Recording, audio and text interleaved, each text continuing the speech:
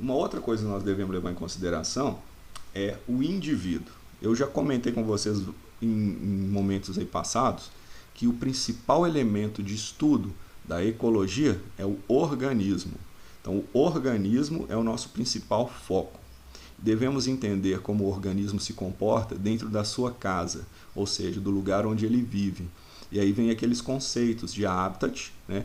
Local mais, digamos, mais fácil de se encontrar o indivíduo, é onde ele está presente, ele realiza suas atividades ou suas principais atividades, porque ele pode ser um organismo migratório e ter um habitat que não é frequentado o tempo todo, e ele também tem que ser lembrado pelo seu nicho ecológico, ou seja, pelas atividades que ele desempenha dentro desse habitat. Então, conhecer o organismo é fundamental. E agora nós vamos comentar a maneira com que esses indivíduos se apresentam, né? Uma apresentação desse indivíduo. Em estudos biológicos, muitas das vezes é necessária a contagem dos organismos, né? Contar os organismos de uma população é algo fundamental para a compreensão dessa população.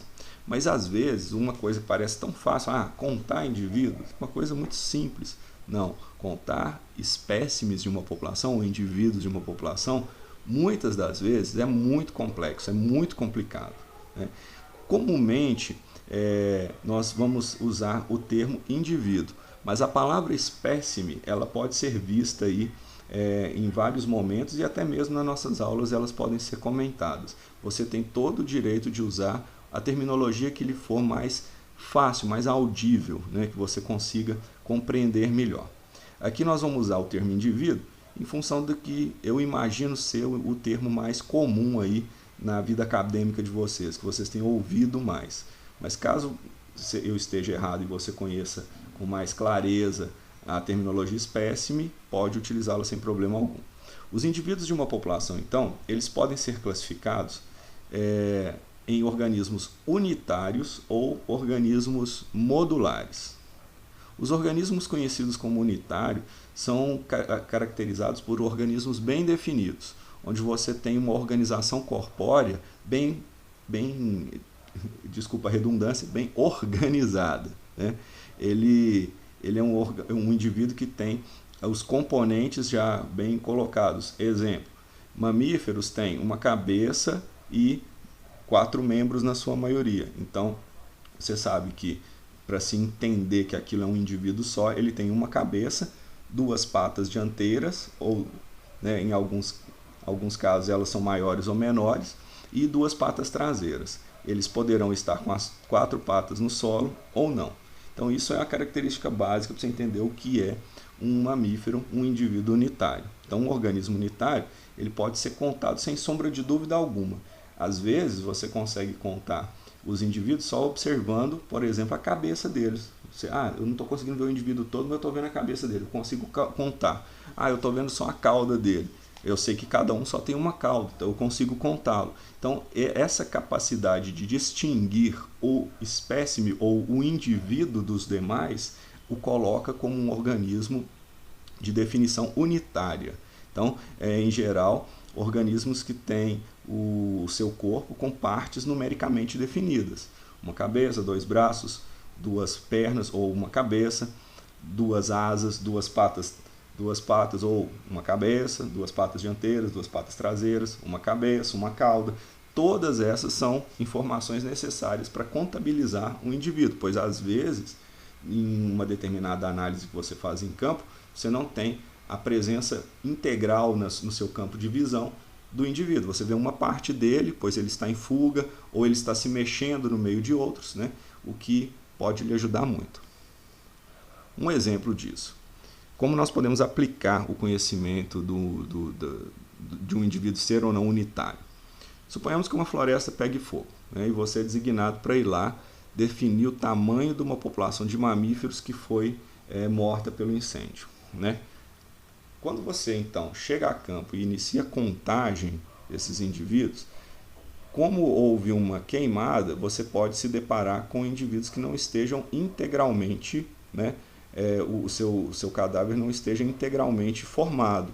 Ele pode ter sido fragmentado. Isso acontece não só com incêndios, com várias situações, né, diferentes.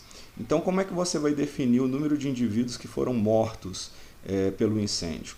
Simplesmente utilizando como referência um dos seus componentes anatômicos. No caso, você pode usar os crânios. Então, como é sabido que cada mamífero tem apenas um crânio, o número de crânios encontrados no lugar é que vai definir o número de indivíduos que sucumbiram ao incêndio. Então, você vai usar essa estrutura organizacional corpórea ou anatômica, que é o crânio, para definir o número de indivíduos da população. Então, você consegue definir pelo crânio o número de indivíduos e distinguir os indivíduos de uma espécie de outra. Porque não vai ter morrido somente indivíduos de uma população de mamíferos. Várias populações de mamíferos podem ter sucumbido ao incêndio. Nem todos conseguiriam fugir. Por exemplo, bichos preguiça, muitos tatus não conseguem fugir em incêndio, né? Vários mamíferos têm uma dificuldade motora e acabam sucumbindo às chamas. E por essa razão você consegue distingui-los pelo crânio e contá-los pelo crânio. Mas, da mesma maneira, nós temos a possibilidade dos indivíduos não serem não serem unitários, e sim serem modulares. Esses, por sua vez, eles são organismos mais difíceis de serem contabilizados numa situação similar ao do exemplo citado. No caso, os indivíduos modulares, eles não têm uma forma bem definida, com padrões de distribuição das suas partes do corpo, né? Exemplo, na mesma floresta que nós tivemos a contagem dos mamíferos, que pegou fogo, seria necessário a contagem dos ramos ou troncos de uma determinada espécie de planta. Mas isso seria um pouco complicado. Por quê? Porque nem toda planta tem um padrão, digamos, uniforme, com o tronco e no local da copa, a abertura da mesma para os seus galhos. Existem plantas que têm várias galhadas emergindo do solo, várias partes emergindo do solo. E isso nos dá uma certa dificuldade em reconhecer se aquilo se tratava de apenas um indivíduo, né, ou se são vários indivíduos. Muitas plantas nos dão uma falsa ideia de ser, digamos, um aglomerado, né, de ser uma pequena população de indivíduos, e na verdade não são.